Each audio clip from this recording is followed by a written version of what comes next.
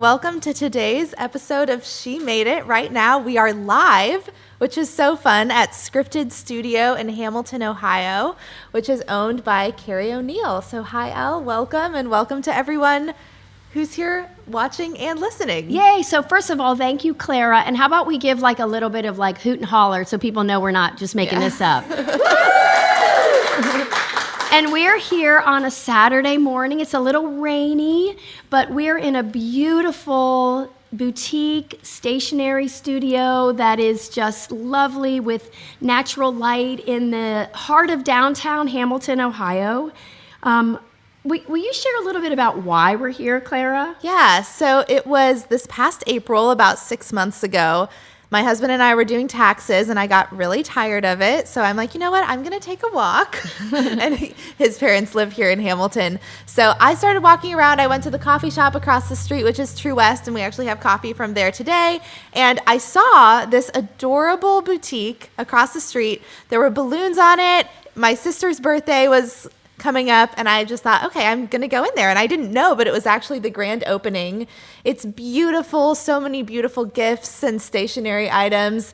I got her a great gift, and I followed Carrie and Scripted Studio on Instagram, and I started reading some of Carrie's story, how she was a designer, and now she's still a designer, but she's opened this shop, and I just thought, wow, I think she might be the perfect She Made It guest. So I went over, and I was just doing some writing and fun creative things for myself at True West, and I immediately texted Elle all of Carrie's information, and I was like, we have to have her on sometime. And I thought maybe we could even do it as a live event, and here we are. So it's so neat that the dream has become a reality. Yeah. And the thing that I love about Carrie and her shop is that she's sort of like at the heart of what is happening with creative entrepreneurs right now. She bought a store in sort of an area that's going through a revitalization. So she's taking a big risk to be in an area that doesn't have a lot of traffic, but she sees her role as bringing life to the community, bringing life to we call it downtown USA.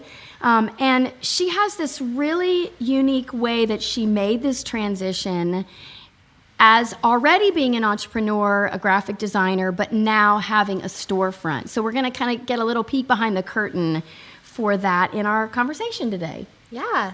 So I'm really excited to introduce our guest, Carrie O'Neal. I'm going to slip out so that she can take my spot. So Carrie O'Neal, I'm going to give her your little bio here, yes. Carrie. So welcome, Carrie. Carrie is a designer who specializes in logo design, branding, packaging for major brands, including Honeywell, Tyson Foods, Dell, American Express, Kroger, just a couple of those little companies you might have heard of. But she also designs lovely stationery for, you may have heard of Minted, and her own business, Carrie O'Neal Design. Last year, about 6 months ago, she opened Scripted Studio, this adorable stationery and gift boutique in Hamilton, Ohio, and we would like to welcome you, Carrie. Yay! Thank you. Thank you.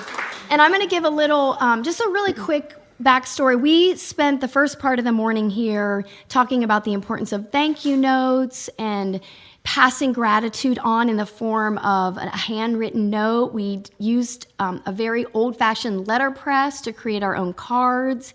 And so now we're going to pop into a conversation about the entrepreneurial journey. And what I have found in talking to you, Carrie, is that you have this really beautiful ability to tap into your intuition and really just walk through the next door. Mm-hmm.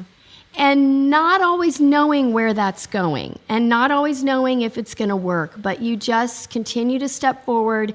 And you also shared with me that you're really comfortable in the not knowing mm-hmm. and asking for help. So we're going to get some examples from that or about that. One of the things that I'd like to start with, though, is as the host of She Made It and all the different guests we bring in, a recurring theme is creativity. Creativity that brings meaning, creativity that creates business. So can you share your very first creative memory?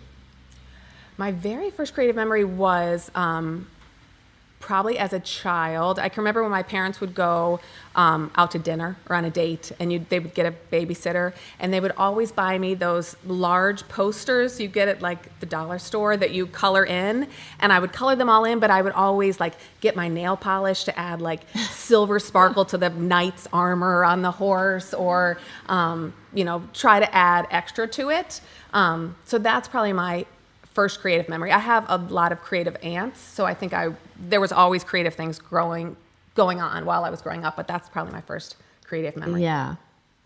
And so because I know that you, in your career, just to give us sort of the short story of the journey, because I know there was a time that you actually walked away from business to be a stay-at-home mom. And so I'm going to go back to a question about how you nurture creativity in your children. But before we do that, sort of what's the short history? Yeah, I'll try to make it as short as I can.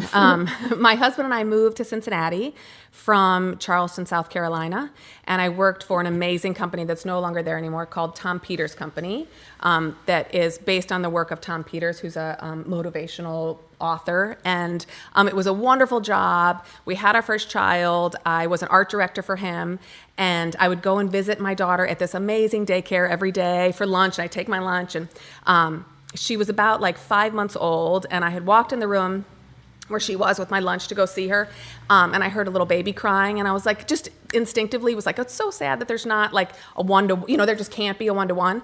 And then the further that I walked in the room, I was like, it's my baby that's crying, and that there isn't, like I couldn't find her, and so she was crying back in her crib, and it was like instinctually like, my gut reaction was like, this is not for me.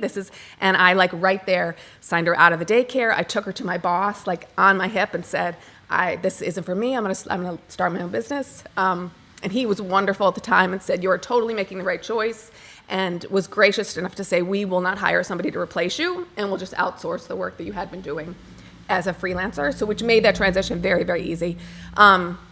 And so I worked from home for... So I just want to stop for a minute. I talked about like leading with your intuition. Yeah. And there's one thing when we feel this prompt and we feel like, oh gosh, I probably should do this, and we mull over it, and not you. No, I am very, it's probably to a flaw. Like pick her up, sign her out. Yeah, that was it. Bye-bye. Like I called my husband on the way home after I quit my job and signed her out. Then I called my husband to say, hey T, just to let you know, I just quit my job and I signed Abby out of daycare, and I'm going to start my own business. And he was like, okay, sounds good. Okay, so just like back up a little bit. So where did that come from? I think I have a lot of confidence in my abilities, and I knew if it's important enough to me, I will figure out how to make it work. So where did that come from? I think I have a lot of strong women in my life.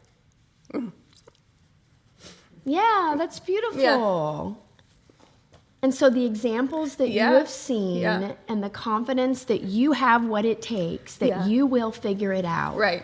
I think allows you to trust your gut. I'm so sorry. No. But what's so beautiful right now, because our listeners can't see that it's very emotional, but it's not weak. Right. You're telling me that you have this confidence and you have these amazing role models while you're showing this incredible sensitivity and connection to who you are. Right. So that's just beautiful and lovely. And thank you for being so honest about that. Yeah. So I'm going to fast forward my story. So I worked from home for 18 years, and it was wonderful and allowed me to build up clientele across the globe. I finished last year. I had a year-long retainer with a company in Dubai creating all the graphics for an amusement park that was opening up. So it's really grown and stretched. And the other thing that I think I take some pride in is I haven't, in those 18 years, I've never like cold called anybody or asked for work. It's all just been word of mouth, which amazes me that word of mouth can like cross the oceans and language barriers and everything else, which is pretty incredible. But now my kids, since I've been doing that for 18 years, my kids are now 18 and 16. And it was about a year ago that I was really just starting to get complacent and a little bored and seeing the transition coming as they leave for college. And was like, I think it's time for me to do something, whatever that next thing is. And I thought I was definitely going to move my studio out of the house. That was a for sure. But I have this love for stationery and these kind of stores that we don't have around us. And so I thought, I think I can do both of those things. I think if I find the right space in the right area, I can move my design studio out of the house. So the design studio is in the back half of Scripted Studio, and then the shop is in the front. And so when we talked earlier, you talked about the why you picked Hamilton. Yep. And then you have this very interesting sort of way to mitigate the risk of a new storefront. So I think would be great to share. Yeah.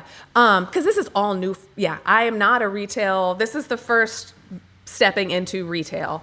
So there's been a lot of learning. But what took a little bit of the risk off my shoulders was the fact that I do have a design business, and I have that clientele is still there, and I've been doing that for 18 years. So that is really how I pay my bills and how I put food on the table, all that. So that being here allowed me to, having the design studio here took some of the weight off of the store having to be profitable right away, because that's still how I make a living. And this is kind of how I learn at the moment. And the store basically goes back into more products for the store, but it isn't how I rely on my income, which is really, it does really take a huge weight off. And I'm not waiting. I think sometimes I'll be like, man, if I was waiting for customers to come in that door, it would be a totally different experience.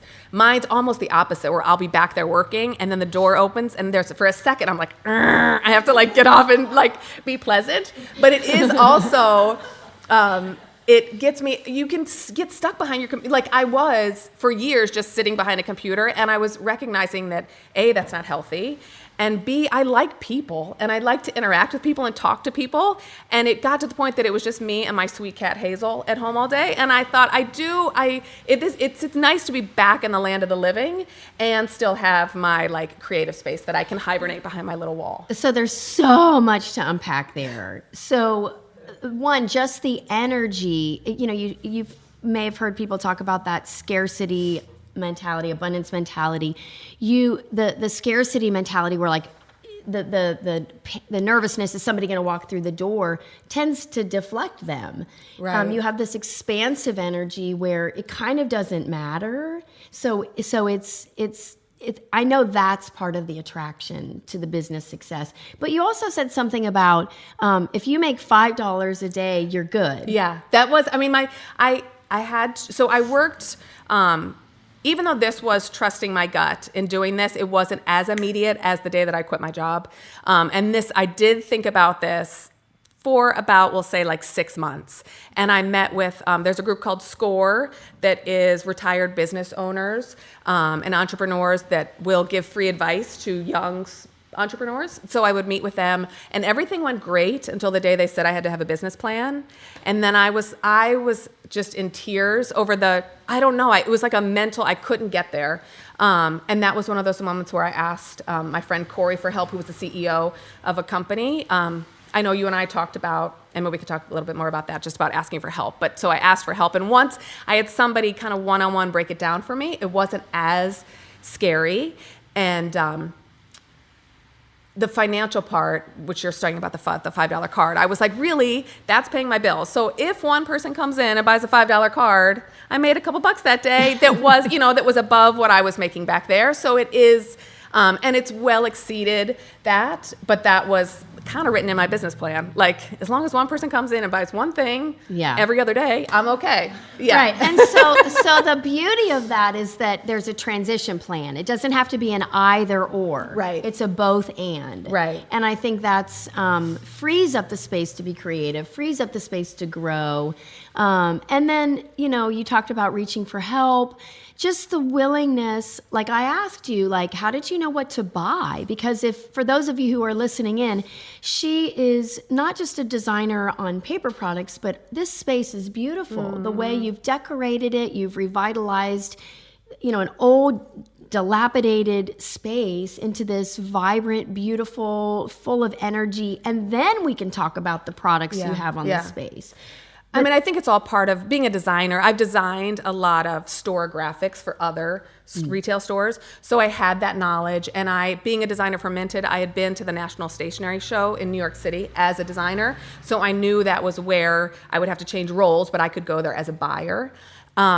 It's been really lovely, though, to get to design my own space. I feel like when you're designing, I've designed so many other spaces for other brands, and so you have to follow, like, I don't want to say any brand's names, but you have to follow, like, their standard red color or their whatever. You have to follow those guidelines. And it's been fun to create my own kind of brand identity and my own guidelines, and basically have nobody to say, I mean, I'm the boss. So there's nobody to say, like, no, you can't have 3 different colored aprons that the people wear to work. That whatever my vision was, I could follow through with. That has been a real creative freedom. Yeah, and I love, we talked about the beautiful paint color in here is this lovely soft pink.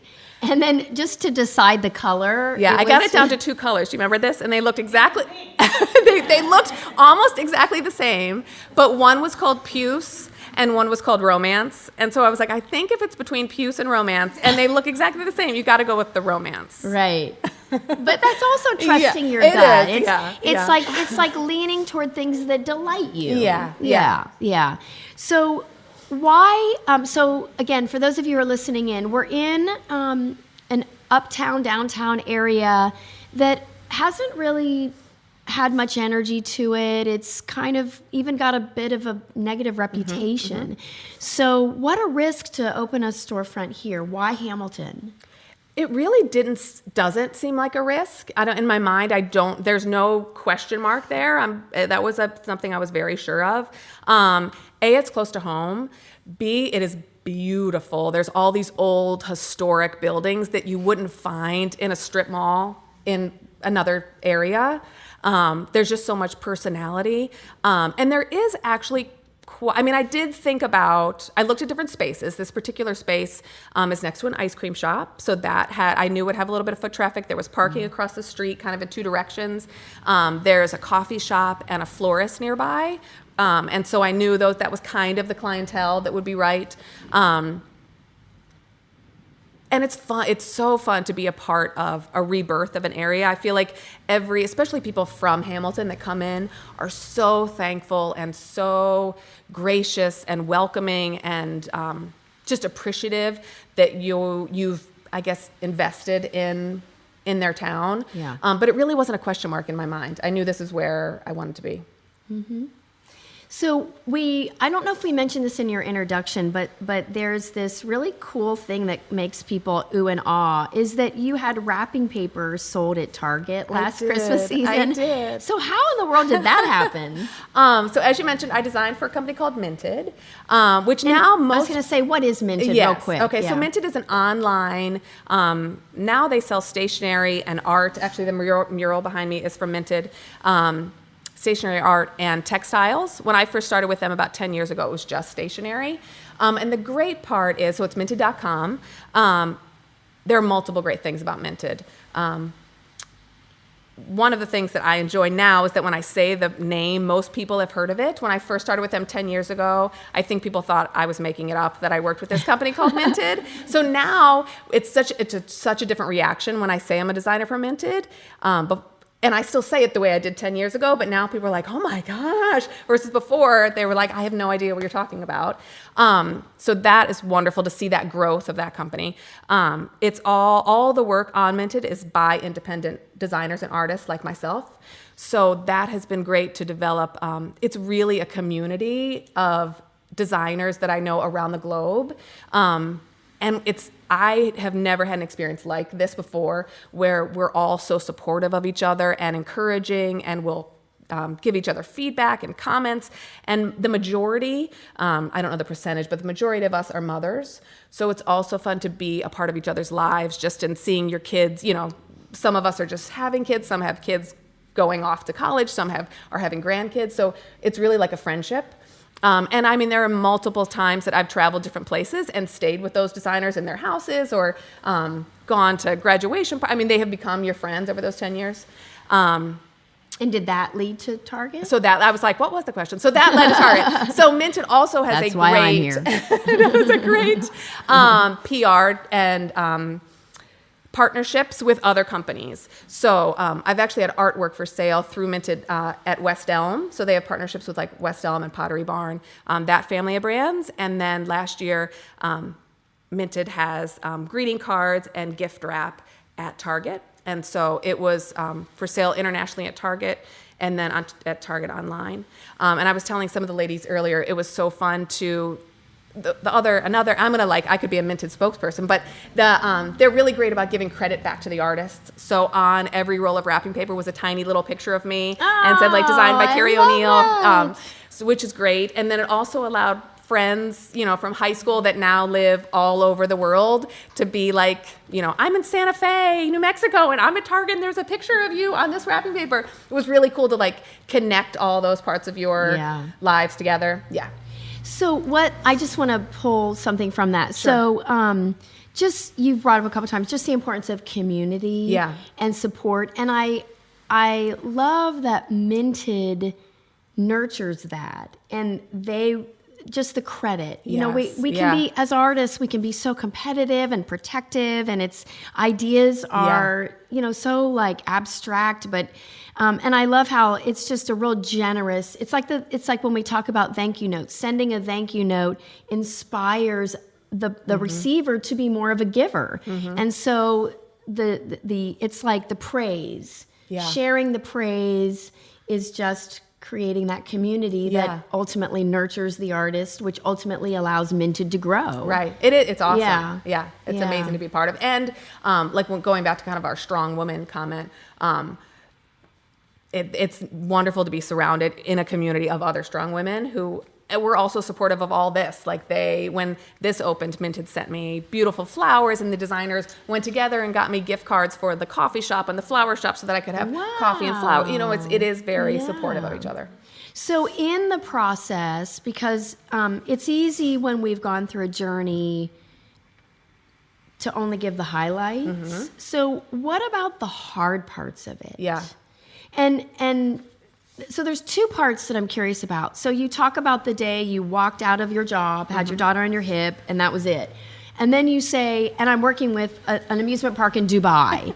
So how did that transition lead to, because then it's like a snowball. It's like, it becomes like compounding interest, compounding referrals. Yeah. But there's that starting point that I think people are so afraid of and don't know how to get through that. How did that transition from Tom Peters to being on your own, those beginning years look like? I mean, it almost goes back to that $5 comment. So I remember that day I came home, and then all of a sudden, we could subtract what we were paying in daycare, and I knew what my husband was making, and so we kind of figured out, okay, how much money is it that I really need to bring home? And once we knew what that number is, I can't remember it now, I knew like, okay, I need to work 4 hours a week, or I need to work 8 hours a week. I can't remember what it was. It wasn't a huge number of hours that I really needed to bill for. So that's where it started. It was just filling those hours. And as my kids got older and you had more time to work, the hours kind of grew. But if you didn't have clients, and you didn't cold call, right? Where did those 8 hours come from? Well, so my boss at the time, that when I had quit and said that we won't find anybody to replace you, we will just outsource the work to you. So that's really where that first kind of 8 hours came from, or whatever it was. And it really, I kind of think of it as a spider web, because those people, so that company eventually went out of business, and those people all went out to find new jobs. And so then they'd call me from that new job and say like, hey, Carrie, I'm now at this place. Would you be willing to do this? And so I'd get to know the people, that person, but then I'd get to know the other people in their kind of team. And so then one of them would go get a new job and call me from that location. And so it just all, over 10, 18 years, it just all spread into this giant web of people that are, kind of all connected back to one space, but were you intentional about keeping in touch with people? No, I'm horrible. I am like the worst. I'm the worst networker ever. So I would just say it's first of all you're an incredibly likable person, and you have very positive energy, and I think it's also then doing really good work. I do feel like the work speaks for itself. And people ask all the time about, I do have a website, but I don't update it very often. And I will be very honest and say, like, the reason I don't update it is because that isn't how I get my work. Normally, a client will tell somebody else, this is who you need to call. And so when that person comes to you, they already know the quality of your work. So it's a good old-fashioned relationship. It is, I guess, I'm working hard. But I am a horrible networker. So I feel like they are just genuine relationships. Yeah. Yeah. That's awesome. So then going fast forward to, okay, then you decide I need a next level something. Yep. And I'm going to go into a shop. So what were it didn't just magically look as beautiful as we see it today. Yeah. What were the bumps? Yeah. You know, I like to say, and She Made It, our podcast, we uncover the journey, not just the arrival. Right. Because then people get confused by that myth of arrival. Yeah. So what? I mean, I think I'm still going through the bumps. I would say the bumps are, so I have an 18-year-old and 16-year-old, and there's been some bumps. They're used to having a mom that's at home 24 hours a day, 7 days a week. So that has definitely caused some family strife, in that I'm not always there. And I'm not always there to help you with your homework. I'm not always there to do your laundry. I'm not always there to, and especially my son has given me a couple nasty jabs back about that. So we're learning, and I try to tell myself really, you're 16 years old. So you've been, I can put it in perspective in my own head, not in his head, but in my head, he's been lucky to have me home for 16 years, and it's probably time to learn how to clean your own underwear. But it doesn't mean in the moment that he's not upset about that. Yeah. So that is a struggle. And then I would say, he's not going to like that one. The other, I think the financial part is an ongoing struggle. It's, it's not like I had investors or I didn't have a business loan. It was really my own money to start it up. And starting it up, I felt comfortable with, but it's the maintenance of that is, I don't think in my little $5 business plan, I quite had that worked out about just the financial maintenance. So that has been a struggle, and we really haven't had any financial struggles prior to this. So it's kind of a first time that we're dealing with that part. Yeah. Yeah. Yeah. Yeah. And I think when you were here, I think it was you, I said, sometimes I'll be feeling broke, and then I'll look and I'll be like, you know what, but I own all this stuff. I'm not actually broke. Right. I have a lot of pretty cards. Right. That's awesome. Yeah. Yeah. I appreciate that. So going back now for those who are mothers, and you talk about the balance, it isn't really a balance. It's more like an integration. It's a whole life. But as a mother with young children, we talked about your first creative memory, and how are ways you have nurtured creativity in your own children?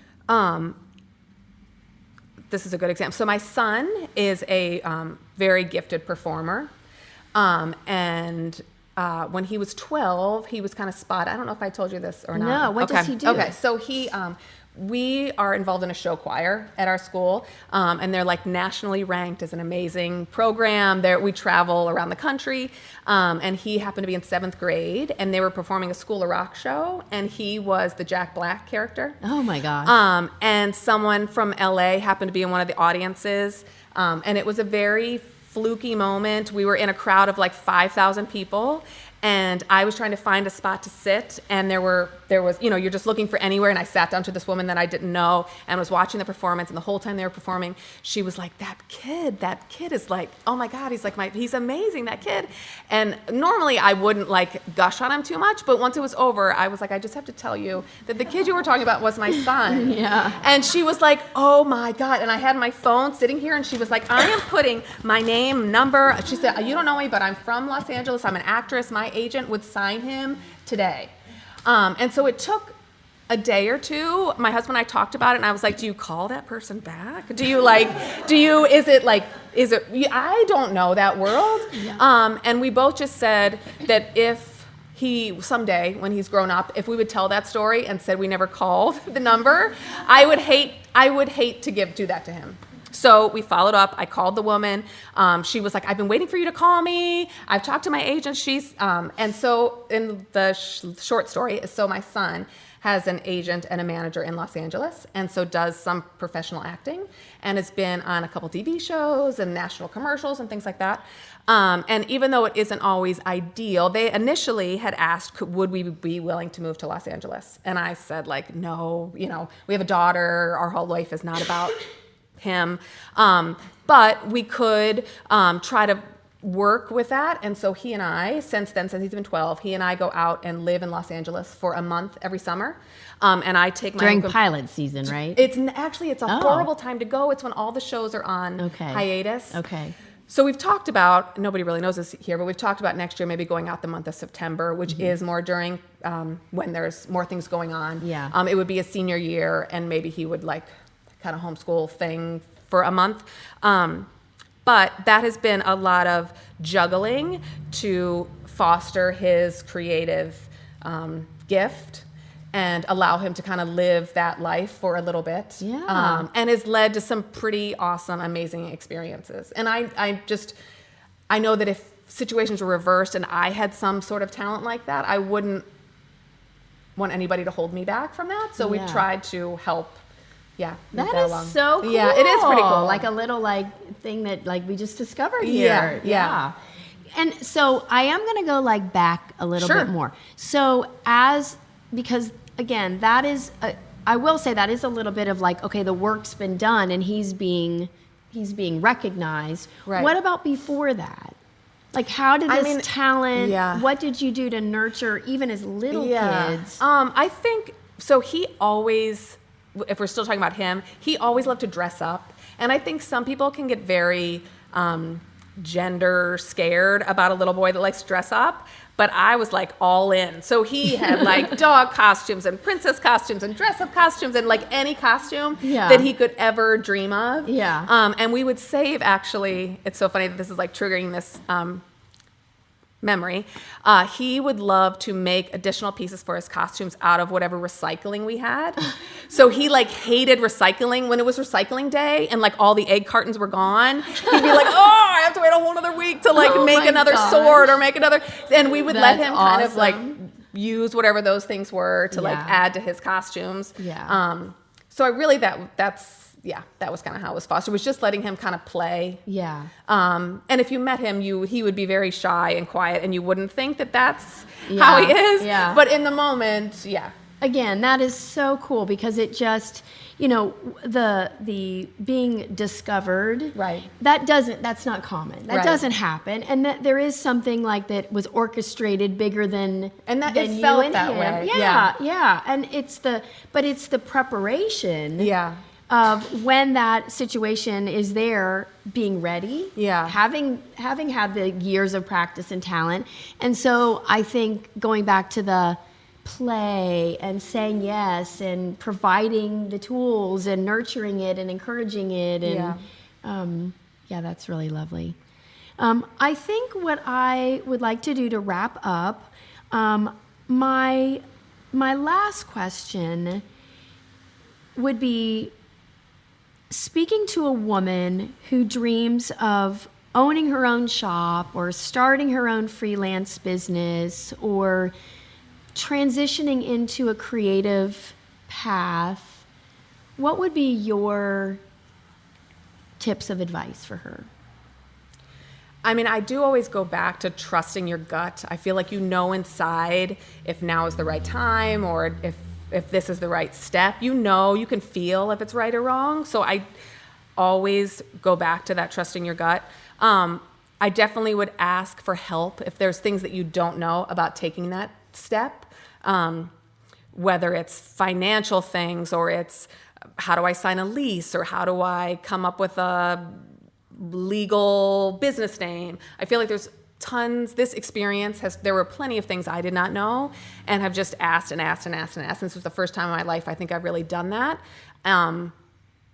And felt proud of it instead of maybe a little I should know it all. I've owned up to the fact that I don't know it all. So I would say anybody in that situation, when you want to take that next step, would be to look around you and ask people questions for the things that you don't know. Maybe write down what you do know and where your question mark areas are. And then really just trust your gut. Yeah, I wish I could tattoo it across my head so people would just listen to it.